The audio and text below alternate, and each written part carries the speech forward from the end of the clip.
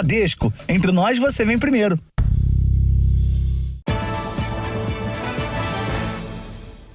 Olá, boa noite. Boa noite. 6 integrantes de uma quadrilha especializada em furtar equipamentos eletrônicos em grandes lojas da capital e da Grande São Paulo foram identificados pela polícia. Segundo as investigações, os crimes já deixaram um prejuízo de R$270 mil.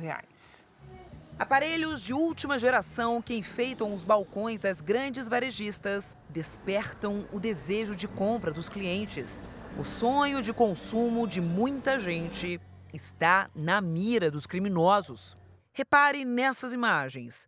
O homem de casaco preto para em frente a um notebook e corta o cabo de aço que prende o produto. Ele caminha, disfarça, volta e verifica se os equipamentos estão realmente soltos. Em seguida, deixa o local.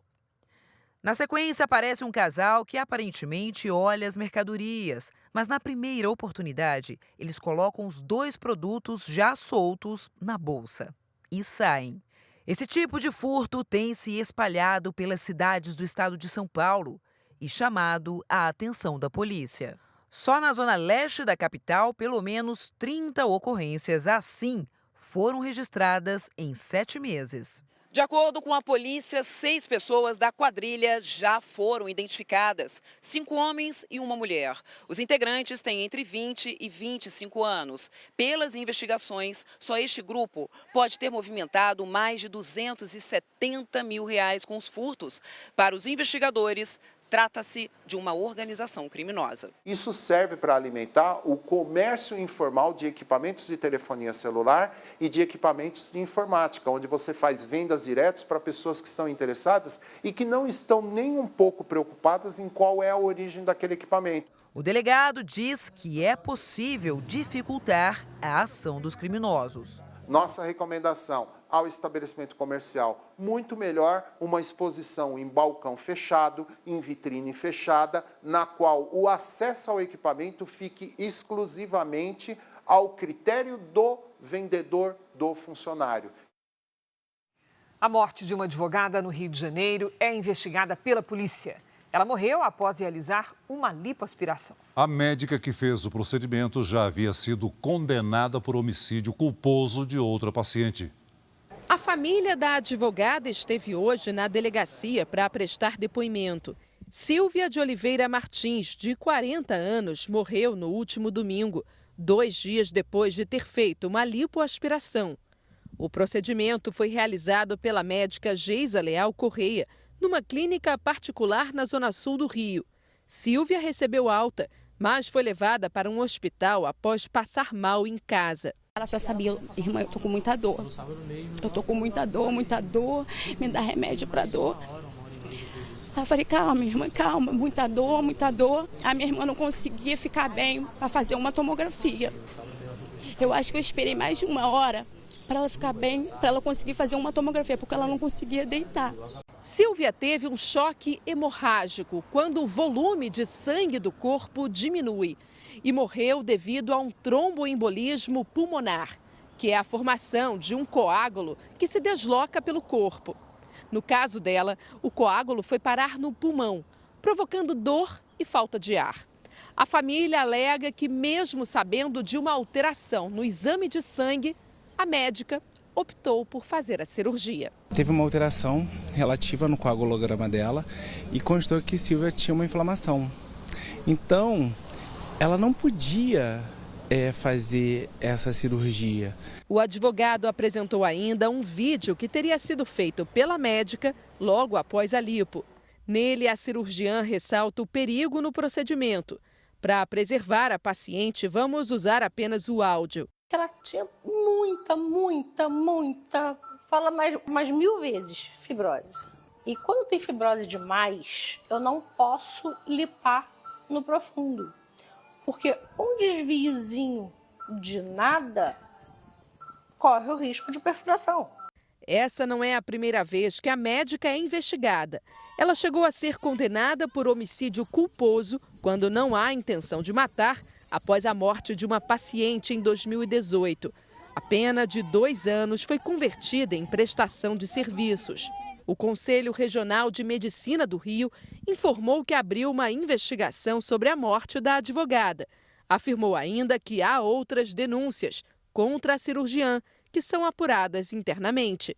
A defesa de Geisa informou que a médica agiu seguindo os padrões preconizados pela boa técnica, mas, infelizmente, intercorrências cirúrgicas podem ocorrer e que, ao que consta, a paciente foi vítima de uma fatalidade. Nesse momento só queremos justiça mesmo, saber sobre tudo, estar atento no caso, e de início é isso. Veja agora outros destaques do dia. Lula e Biden fazem pacto por direitos dos trabalhadores em encontro nos Estados Unidos. O presidente brasileiro também se reúne com Volodymyr Zelensky para discutir a guerra na Ucrânia. Banco Central faz novo corte e taxa de juros cai 0,5 ponto percentual. Calor intenso liga alerta para a sobrecarga da rede elétrica no país. E os sobreviventes que escaparam de um dos piores acidentes da história da aviação brasileira.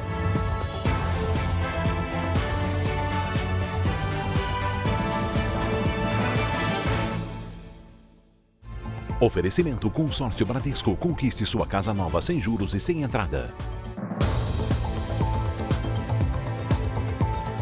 Uma operação conjunta das polícias do Paraná e de São Paulo prendeu 3 suspeitos que se passavam por ambulantes. O grupo enganou pessoas que assistiam a um show em Curitiba. Durante apenas um dos espetáculos, a quadrilha desviou R$180 mil. Os agentes cumpriram 14 mandados de busca e apreenderam 2 carros, celulares, máquinas de pagamento e cartões bancários. Policiais do Paraná e de São Paulo participaram da operação. 3 suspeitos foram presos, 2 ainda estão foragidos. A investigação começou em março, quando várias pessoas procuraram a polícia depois do show da banda americana Imagine Dragons em Curitiba. Do lado de fora do local do espetáculo, os golpistas vendiam bebidas com preços bem mais baixos e só aceitavam o pagamento com cartões. Tudo fazia parte de uma armadilha. A ação da quadrilha era bem rápida para enganar as vítimas. Depois que a pessoa inseria o cartão na maquininha e digitava a senha, diziam que havia algum problema com a operação e pediam para o pagamento ser feito por Pix. Enquanto a vítima mexia no celular, aproveitavam para trocar o cartão por outro, bem parecido. Essa máquina que eles apresentavam lá no momento do show estava desconfigurada, sem internet, por isso que não ciclava a transação. Segundo a investigação, outros criminosos ajudavam o falso ambulante. Um distraía a vítima, outro era responsável por pegar o cartão furtado e fazer as transações enquanto a conta não estava bloqueada. Ao menos 40 pessoas foram vítimas da quadrilha, que faturou em apenas uma noite R$180 mil. A polícia ainda apura se os criminosos agiram também em outros shows no Paraná e em São Paulo. O caso mostra que é preciso estar atento para não se tornar vítima de crimes assim. Tome muito cuidado no momento da realização de uma compra, na hora de colocar sua senha, que evite que a pessoa verifique a sua senha e que confirme, quando recebe o cartão de volta, que você efetivamente está na posse do seu cartão ou se esse cartão foi trocado por outro. Foi realizada hoje no Distrito Federal e em 4 estados uma operação contra falsos religiosos que podem ter aplicado golpes no valor de R$156 milhões. Nas primeiras horas da manhã, a Polícia Civil foi às ruas para cumprir 2 mandados de prisão preventiva e 16 de busca e apreensão no Distrito Federal, Goiás, Mato Grosso, Paraná e São Paulo. Os líderes do grupo seriam falsos religiosos, que se aproveitavam da fé das vítimas para extorquir dinheiro por meio de vídeos e lives nas redes sociais. Um dos principais alvos da operação é o falso líder religioso, Osório José Lopes Júnior, considerado foragido. O valor ele varia de acordo com cada suspeito. Então, a vítima pode investir desde um simplório R$20 até a quantia aí de 2 milhões ou 5 milhões. Tem vítimas que perdem os seus imóveis, vítimas que vendem as suas casas para investirem nesses falsários. De acordo com as investigações, o grupo criminoso, formado por cerca de 200 pessoas, era extremamente organizado. com hierarquia e divisão de tarefas. A polícia estima que os golpistas tenham feito mais de 50 mil vítimas no Brasil e no exterior. Em 5 anos, foram movimentados 156 milhões de reais. Os investigados convenciam as vítimas a aplicar as economias em investimentos e ações humanitárias que não existiam. A investigação aponta que, em um dos casos, os golpistas disseram que com um depósito de apenas R$ 25, as pessoas poderiam receber de volta o valor de R$ 1 octilhão, número que tem 27 zeros.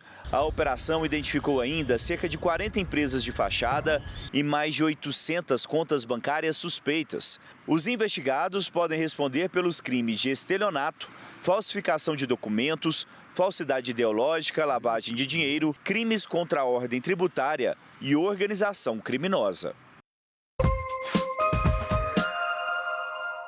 A Marinha resgatou 7 pescadores que ficaram 6 dias à deriva no litoral do Maranhão.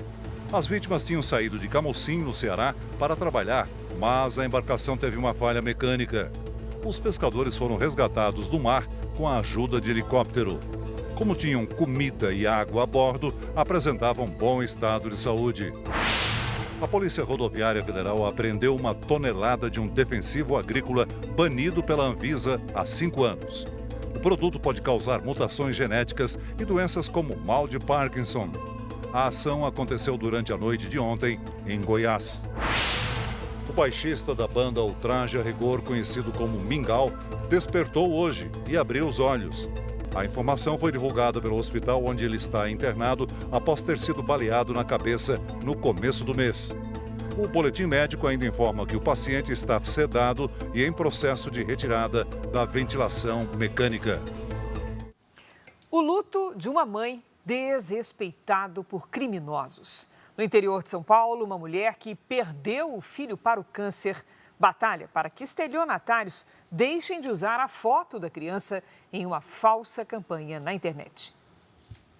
Com apenas 6 meses de vida, o filho de Fernanda, Benício, foi diagnosticado com neuroblastoma, um câncer que atinge as crianças em partes do sistema nervoso ou nas glândulas adrenais, sobre os rins.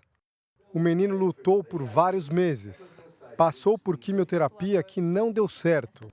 Uma alternativa seria um tratamento de imunoterapia, em que cada ampola do remédio custa R$ 75 mil. E a médica chegou em mim, a médica dele, oncológica mesmo, e falou, a gente tem 2 opções. Ou você entrega ele para o paliativo, que é deixar a doença consumir, a gente vai dar conforto para ele, ou você tem uma chance com a imunoterapia. Eu tive pessoas que falaram, a gente vai fazer uma campanha para você. E começou a vir as rifas, gente doando para rifa, gente doando no Pix. A campanha para salvar Benício se espalhou rapidamente. A mãe conseguiu fundos para dar início ao tratamento, mas infelizmente a criança não reagiu bem e morreu.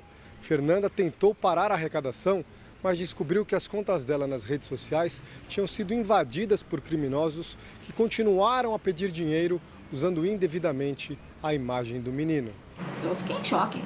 Quando você vai imaginar que um ser humano vai pegar a foto de uma criança que acabou de falecer, usar para arrecadar dinheiro, uma mãe que está vivendo um luto.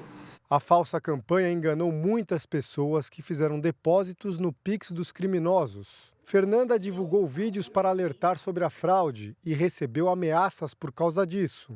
Este especialista em campanhas de causas sociais dá dicas para proteger quem estiver disposto a doar de possíveis golpes. Checar no momento da doação para onde está sendo destinado, né? Qual o nome ali, CNPJ, se é um CPF, buscar, enfim, entender se está batendo com a descrição da própria campanha, né? E entender também de onde veio aquela fonte de informação, né? De uma pessoa confiável, de um número que você conhece. Fernanda procurou a polícia para denunciar o estelionato e se emociona toda vez que se lembra da campanha mentirosa em nome do filho Benício. Não tem como eu não sentir ao ver essas pessoas usando o meu filho, que já descansou, não está mais aqui. Então não é nem por mim, é por ele. O Tribunal de Justiça de Minas Gerais suspendeu o pedido de recuperação judicial da 123 Milhas. A decisão atende a um pedido do Banco do Brasil, que é o maior credor da empresa. O repórter Luiz Casoni tem as informações. Boa noite, Luiz. Boa noite, Celso, Cris e a todos que nos acompanham aqui no JR. O banco alega que a 123 Milhas não entregou todos os documentos exigidos para a recuperação judicial. A empresa tem uma dívida de mais de 97 milhões de reais com a instituição. A decisão da Justiça de Minas tem caráter de urgência e é provisória. Vale até que seja realizada uma perícia sobre a real situação financeira da companhia. A empresa entrou com pedido de recuperação judicial no último dia 29 de agosto. No processo, foi apontada uma dívida que ultrapassa os 2 bilhões de reais. Em nota, a 123 Milhas diz que na nova decisão, a Justiça mantém o período de blindagem da empresa e ressalta que a suspensão é temporária. Celso, Cris. Obrigado, Luiz. O Instituto Nacional de Meteorologia emitiu alerta vermelho para altas temperaturas em 9 estados brasileiros. Depender do transporte público nesse calor é mais um desafio para os brasileiros.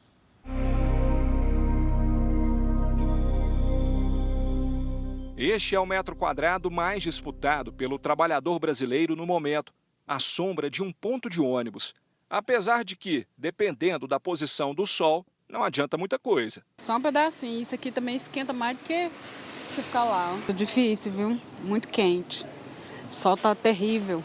Quando o abrigo não é suficiente para todo mundo, o jeito é esperar debaixo da árvore. É bom voltar para casa, né? Mas a hora que entra dentro do ônibus, parece que tem uma fogueira lá dentro. A onda de calor que atinge boa parte do território brasileiro afeta principalmente Goiás e áreas de Mato Grosso, Mato Grosso do Sul, Tocantins, Pará, Minas Gerais, Rio de Janeiro, São Paulo e Paraná. Nesses estados, o alerta do Instituto Nacional de Meteorologia subiu para vermelho, o mais grave. Significa que há riscos para a integridade física e até de morte. Por conta aí da permanência de temperaturas elevadas com 5 graus acima da média por vários dias. E a tendência é continuar aí com essa condição. Em Goiânia, a sensação térmica chegou a 50 graus hoje. Quem enfrenta o ônibus lotado sofre. Aí a gente acaba suando antes de chegar no serviço e fica até um clima desconfortável, né? O calorão das ruas poderia ser aliviado se os ônibus do transporte coletivo fossem climatizados. Mas essa ainda é uma realidade distante de muitos brasileiros. Em Goiânia, dos mais de 1.200 ônibus da frota, apenas 68 são climatizados. Em outras capitais, como Curitiba, Florianópolis, Aracaju e Natal, nenhum veículo convencional conta com o sistema. O Rio de Janeiro é exceção. Dos 4.300 ônibus, 77% têm ar-condicionado. A recomendação é beber bastante água. Com o avanço do tempo seco, o número de queimadas sobe rápido. O Pará é o estado com a maior quantidade de focos até o momento. Vamos conversar com a Lidiane Sayuri. Oi, Lid, boa noite. Nem sinal de uma chuvinha aí para aliviar esses focos de queimada? Nada, nada, nada, Cris. Puxa vida. Boa noite para você. Celso, muito boa noite a todos. Por enquanto, as nuvens de chuva se concentram apenas no sul do Brasil. Ainda temos um bloqueio no interior do país que impede a passagem das frentes frias. Na quinta-feira, a chuva continua no Rio Grande do Sul e o risco de deslizamentos e enchentes é alto. No interior do país, a onda de calor deixa a umidade baixa. Em todas as áreas claras aqui do mapa, nada de chuva. A umidade atinge valores críticos em Minas Gerais, em Goiás e no interior do Nordeste. Em Florianópolis, máxima de 29 graus nesta quinta. No Rio de Janeiro faz até 35. Em Goiânia, 37. Em Maceió, 28. Em Teresina, 38. E até 36 em Porto Velho. Em Porto Alegre, o sol aparece entre uma chuva e outra e faz até 27 graus. Em São Paulo e em Cuiabá, tempo firme, com 34 e 40. Em Natal, a chuva é rápida e faz até 30. Tempo Delivery. O Anderson é de Bragança, no Pará. Ele pergunta o que é que está acontecendo, Lid. Diz que está muito quente por lá. Verdade, tem razão, Anderson. Seguinte, boa noite para você. O calorão é culpa do bloqueio atmosférico, que também influencia o tempo por aí. A chuva que acontece na quinta e na sexta serve apenas para deixar o tempo ainda mais abafado. Até o fim de semana, máximas de 33 e de 34 graus. O Ronan está de olho na previsão para Jequié, na Bahia. Vamos lá. Ronan, seguinte, a previsão é de sol na maior parte do dia, com uma pequena chance de chuva fraca. O calor de 31 graus segue até sábado. Previsão personalizada é aqui no Tempo Delivery. Mande seu pedido pelas redes sociais com a hashtag #VocêNoJR. Eu volto amanhã. Cris, Celso. Obrigada, Lígia. Até lá. Um levantamento parcial apontou que cerca de 10 mil imóveis foram atingidos pelas enchentes em 6 cidades do Rio Grande do Sul. Mais de 10% das edificações da região. O número de mortos subiu para 49. Jaqueline Medianeira Fagundes, de 45 anos, estava com o marido quando o carro foi arrastado pela água do rio Taquari, em Santa Teresa, na Serra Gaúcha. O corpo do companheiro dela foi encontrado em 6 de setembro. Já o de Jaqueline só foi localizado ontem. A instabilidade segue em todo o Rio Grande do Sul. A Defesa Civil Gaúcha emitiu alerta para chuvas e ventos fortes em 4 regiões. No sul do estado, em Rio Grande, o dia foi marcado por chuva de granizo. A Lagoa dos Patos transbordou e inundou bairros em Pelotas. Cerca de 100 pessoas estão desalojadas no sul gaúcho. A tendência é que a situação piore, já que 27 rios desaguam aqui na Lagoa dos Patos. Com a intensidade das chuvas desde o início do mês, muita água continua descendo, inclusive de regiões que foram atingidas pelas enchentes. Mesmo quando não chove, a água continua subindo e não seca nunca, não dá tempo, né? Nós já ultrapassamos o dobro da média esperado em 15 dias. Então, realmente é preocupante. Em Mussum, 1/3 dos imóveis foi atingido. Roca Salles também foi devastada. As 2 cidades foram escolhidas pelo governo para a construção de casas para desabrigados.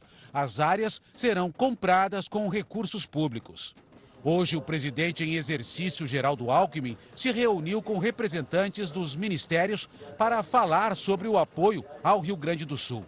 Após o encontro, o governo federal anunciou que uma nova comitiva formada por ministros e técnicos vai viajar ao estado na semana que vem. Em decisão unânime, o Comitê de Política Monetária do Banco Central cortou a taxa básica de juros em 0,5 ponto percentual. Com isso, a taxa Selic passou de 13,25% para 12,75% ao ano. Agora, a taxa que é referência para os juros na economia brasileira está no menor patamar desde maio do ano passado. Esse foi o segundo corte seguido.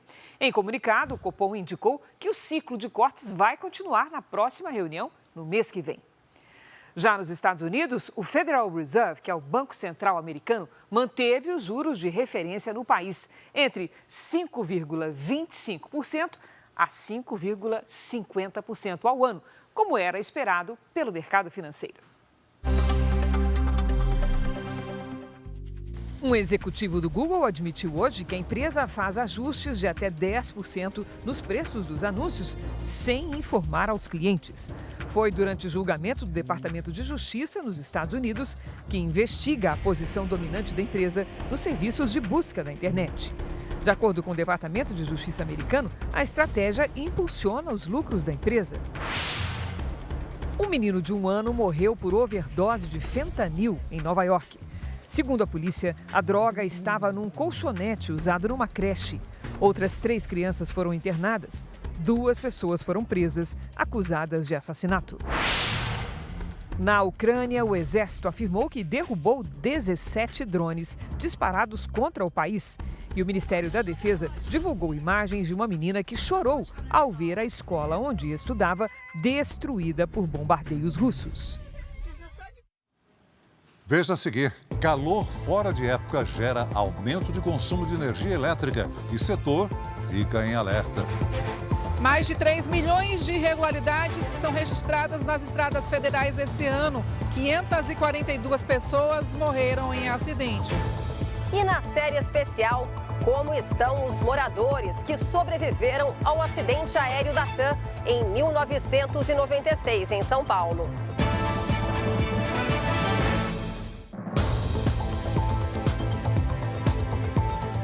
Todos os dias, 2 pessoas perdem a vida em rodovias federais do país.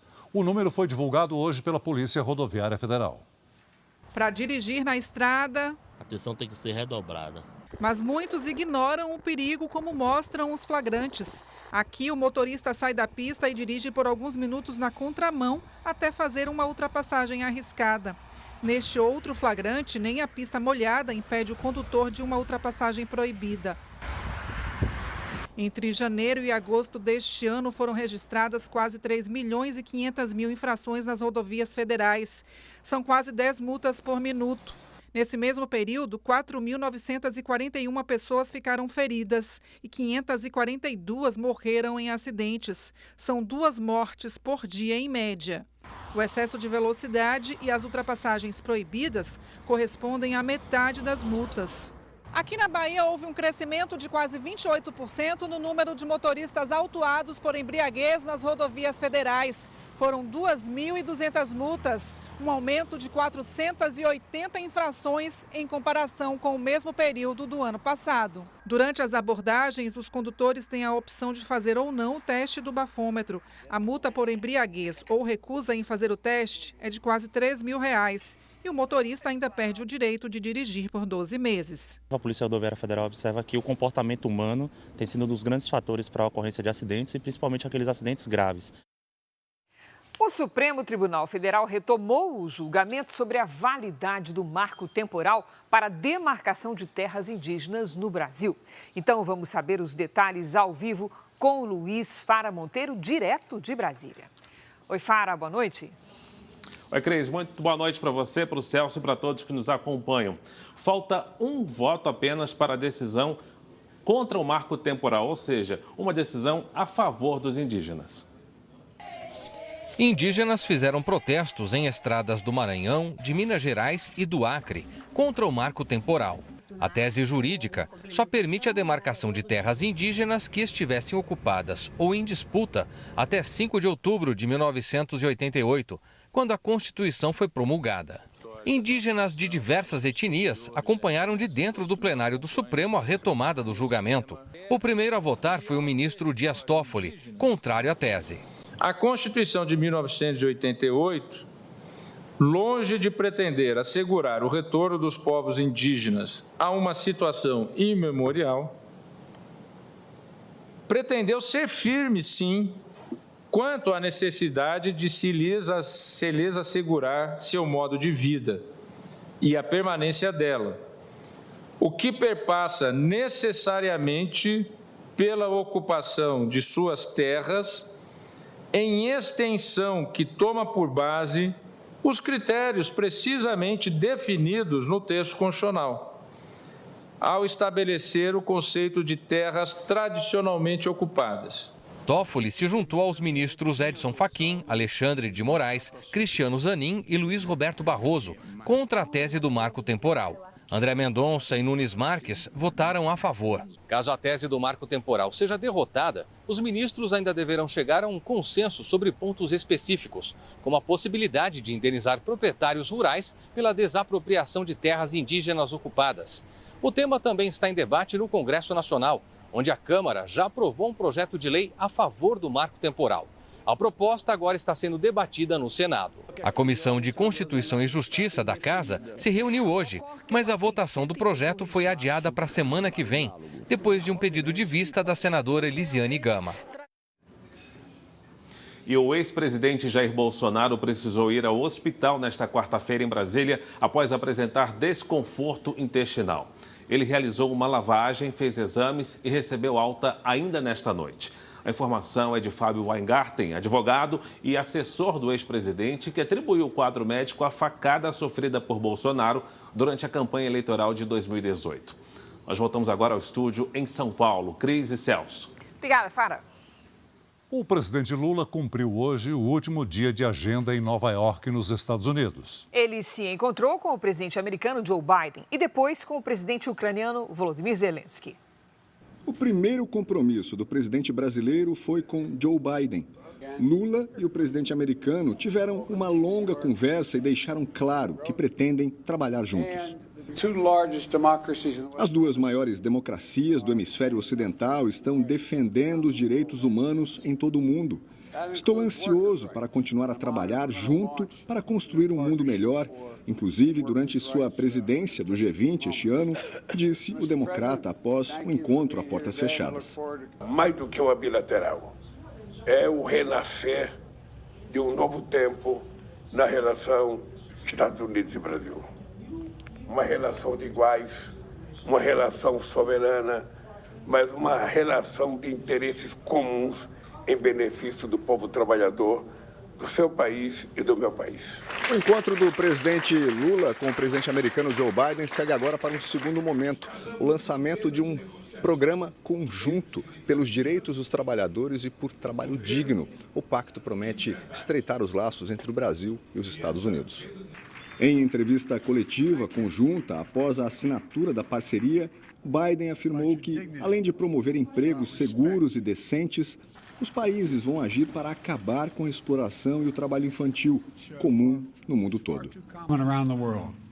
O saldo é que nós temos hoje 2 bilhões de trabalhadores que estão no setor informal, segundo a OIT.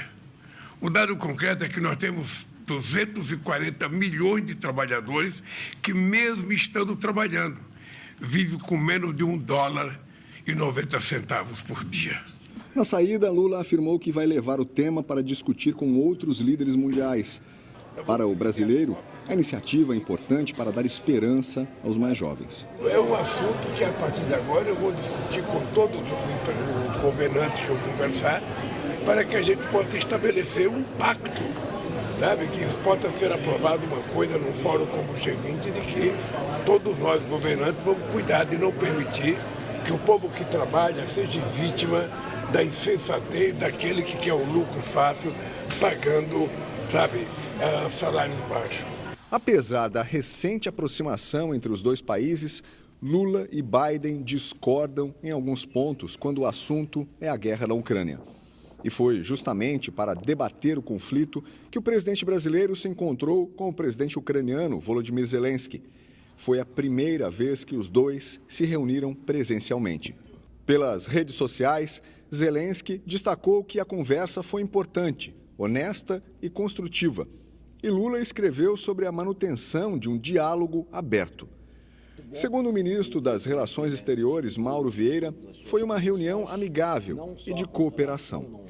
Os presidentes instruíram também suas equipes, os seus ministros do exterior, a continuar em contato para desenvolver as relações bilaterais e discutir sobre possibilidades de paz. O chanceler ucraniano Dmytro Kuleba acrescentou que, além de caloroso, o encontro de 50 minutos ajudou os dois líderes a entenderem o lado um do outro. Mais cedo, durante uma reunião do Conselho de Segurança da ONU, Zelensky defendeu uma reforma no mais importante órgão das Nações Unidas. O ucraniano pediu um assento permanente para um país da América Latina, mas não citou o Brasil. A pauta também é defendida pelo Itamaraty. Atualmente, apenas Estados Unidos, Rússia, China, França e Reino Unido contam com vagas fixas e permissão para vetar decisões. Segundo o secretário-geral da ONU, o português António Guterres, a humanidade é a grande culpada pela terrível onda de calor que atinge todo o mundo. A fala aconteceu durante a cúpula da ambição climática, que aconteceu em Nova York, nos Estados Unidos. Humanity has opened the gates of hell. A humanidade abriu as portas do inferno, como demonstraram os horríveis efeitos do calor, disse Antônio Guterres na abertura da cúpula em Nova York, que debateu os assuntos climáticos. O secretário-geral da ONU afirmou que, caso não haja nenhuma mudança, o planeta pode ter um grande aumento de temperatura nos próximos anos. E apelou para os principais países emissores que fizessem esforços adicionais para a redução de gases fósseis, que contribuem para o efeito estufa. A ministra do Meio Ambiente e Mudança do Clima no Brasil, Marina Silva, participou do evento. Ela destacou a redução do desmatamento na Amazônia e do garimpo ilegal. e que o Brasil voltará às metas climáticas propostas na assinatura do Acordo de Paris em 2015. A reunião sobre o clima não teve participação de representantes da China e dos Estados Unidos, os dois países mais poluidores do planeta. Veja a seguir: maior contrabandista de ouro do país é preso em operação contra o garimpo ilegal. Dirigente do Flamengo que agrediu o torcedor terá que explicar ao Conselho de Ética da Câmara Municipal por que registrou presença se estava em shopping. Marcos Braz também é vereador no Rio de Janeiro. E na série especial, as memórias do homem que viu o avião da TAM passar bem perto da casa dele, segundos antes de cair, há quase 27 anos em São Paulo.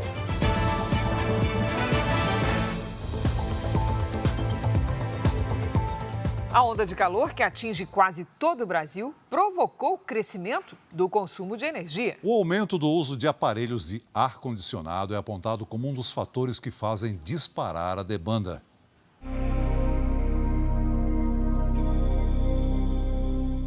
O Leonardo alterna o trabalho entre o escritório e o home office. Mas em casa, com o calorão dos últimos dias, só o ventilador não adiantou. O jeito foi instalar um aparelho de ar-condicionado.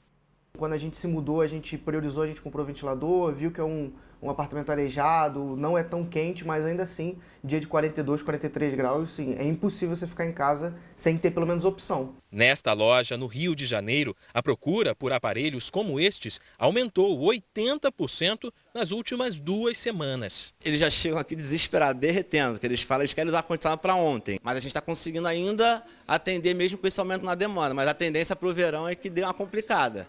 O aumento do uso desses equipamentos é um dos fatores que impulsionaram a demanda por energia no país. Dados do Operador Nacional do Sistema Elétrico mostram que esta semana o pico ultrapassou a casa dos 90 mil megawatts. O registro mais alto este ano foi em fevereiro, quando as temperaturas também estavam elevadas, 97.300 megawatts. E com a previsão de ainda mais calor no próximo verão, por causa da influência do fenômeno El Niño, o setor está em alerta. No Rio de Janeiro, a Light informou que, nos períodos de maior demanda, aumenta o efetivo nas ruas para atendimentos de emergência. E ressaltou que, em muitos casos, as ligações clandestinas são as responsáveis por sobrecargas na rede. O aumento da temperatura também é acompanhado de perto pelo Operador Nacional do Sistema Elétrico. Quanto mais calor no Brasil, maior precisa ser a produção de energia. Mesmo com a previsão de crescimento da demanda, o governo diz que o fornecimento em todo o país está garantido. Apesar disso, hoje, diversas regiões da cidade de São Paulo registraram falta de energia. O Operador Nacional do Sistema Elétrico apura as causas.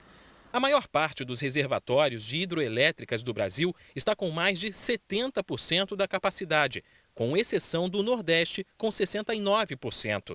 O país ainda conta com usinas solares e eólicas e pode acionar mais termoelétricas em caso de necessidade. Mas o consumidor precisa ficar atento.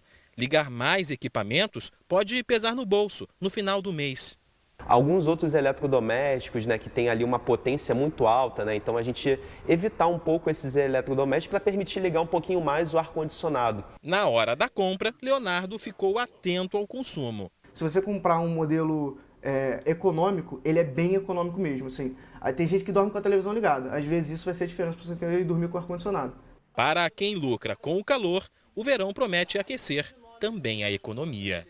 Pra gente, 50 graus todo dia, a gente está rindo aqui, a gente está feliz.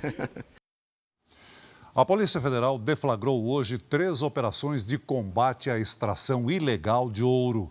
O maior contrabandista do país foi preso.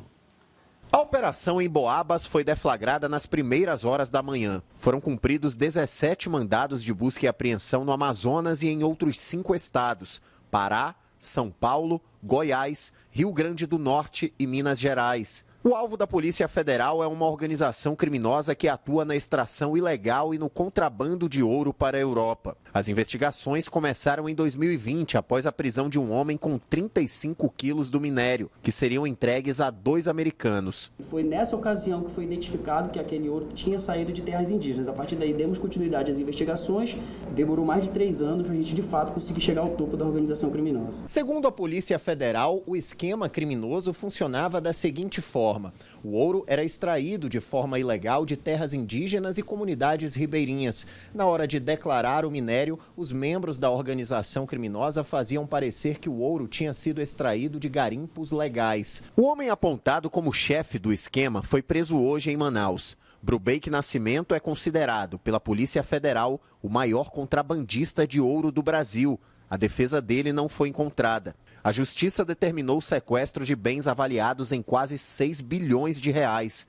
Só no ano passado, o grupo teria extraído mais de 2 toneladas de ouro ilegalmente. A segunda operação aconteceu em Roraima, Amazonas, Goiás e Distrito Federal. Os agentes investigam o contrabando de ouro venezuelano, que entrava clandestinamente no Brasil como pagamento pela exportação de alimentos feita por mercados de Roraima e do Amazonas. O empresário Ariel Silva Magalhães foi preso. Os advogados dele ainda não se pronunciaram. Segundo a Polícia Federal, os principais investigados também teriam envolvimento com garimpo ilegal nas terras indígenas Yanomami. A Polícia Federal não explicou se os alvos das 2 operações fazem parte da mesma quadrilha. Uma terceira ação da PF foi realizada em Anápolis, Goiás e em Manaus. A Polícia Federal identificou um suposto grupo criminoso que atua de forma semelhante. Foram cumpridos 5 mandados de busca e apreensão e 1 de prisão. O apresentador Fausto Silva voltou a ser internado em São Paulo. De acordo com o boletim médico divulgado agora à noite pelo hospital, ele deu entrada na segunda-feira para a realização de exames. Os médicos dizem se tratar de um protocolo de rotina que avalia o funcionamento do coração e se há indícios de rejeição. Faustão fez um transplante de coração no fim do mês passado. O dirigente do Flamengo que agrediu um torcedor num shopping do Rio de Janeiro recebeu o respaldo da diretoria e, por enquanto, segue no cargo. Mas Marcos Braz terá de prestar esclarecimentos ao Conselho de Ética da Câmara Municipal. O Cartola também é vereador e registrou presença numa sessão que acontecia simultaneamente com o tumulto. Na semana da decisão da Copa do Brasil contra o São Paulo, o flamenguista mostra sinais de desânimo. Não tem como, a torcida tá feliz, né? O Flamengo não ganhou nenhum título em 2023 e parece que tem só esse agora para tentar salvar o ano. Na noite passada, o centro de treinamento do clube teve a entrada principal fechada por grades. Um carro da PM ficou de prontidão. Horas antes, o vice-presidente de futebol se envolveu em um tumulto com torcedores em um shopping na Barra da Tijuca. Marcos Braz disse que foi xingado e ameaçado. Acompanhado por seguranças, ele agrediu um torcedor. Depois, teve que se refugiar em uma loja até conseguir sair escoltado do local. O caso foi registrado na delegacia, onde compareceram a vítima, identificada como Leandro Campos, e o dirigente, que culpou uma torcida organizada. Ele também recebeu o apoio da diretoria do clube e, por enquanto, continua no cargo. Esse tipo de coisa, ameaça, perseguição, não pode acontecer, isso é crime. Além de vice-presidente de futebol do Flamengo, Marcos Braz também é vereador em primeiro mandato no Rio de Janeiro. Antes da briga no shopping, o parlamentar marcou presença virtual na Câmara e deixou de comparecer a uma sessão em que se votava um empréstimo do BNDES para a Prefeitura. Agora, Marcos Braz terá que dar explicações ao Conselho de Ética da Câmara Municipal.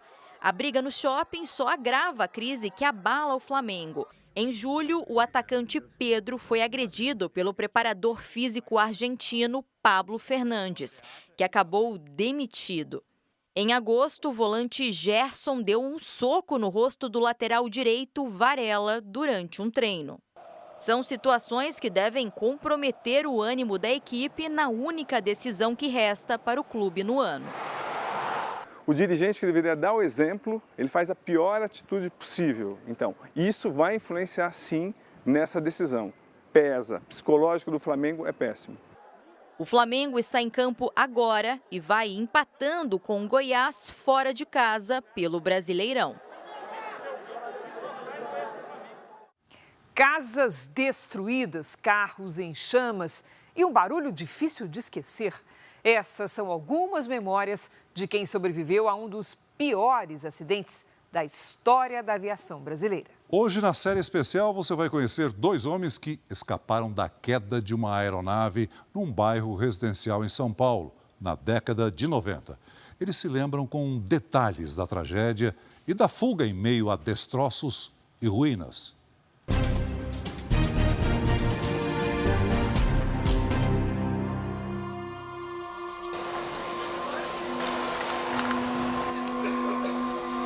Quando um gigante como este se aproxima, quase ninguém pensa num acidente. Mas o barulho dos motores é capaz de resgatar memórias de um dia que mudou a rota, o destino de muita gente.